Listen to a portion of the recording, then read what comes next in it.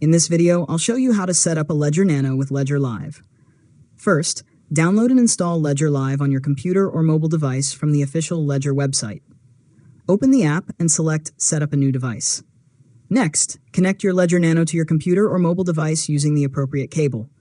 Turn on the device, follow the on-screen instructions, and create a secure PIN code when prompted. After that, your Ledger Nano will display a 24-word secret recovery phrase. Carefully write down each word in the exact order and store the recovery phrase in a safe offline location. Never take a photo of it or share it with anyone.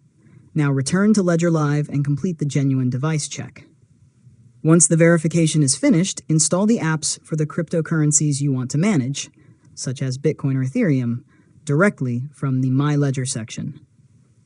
Finally, add your crypto accounts in Ledger Live, and you're ready to receive, send, manage, and secure your digital assets using your Ledger Nano. And that's it. You've successfully learned how to set up a Ledger Nano with Ledger Live. If you found this tutorial helpful, make sure to subscribe to Learn Mode Lab for more tutorials.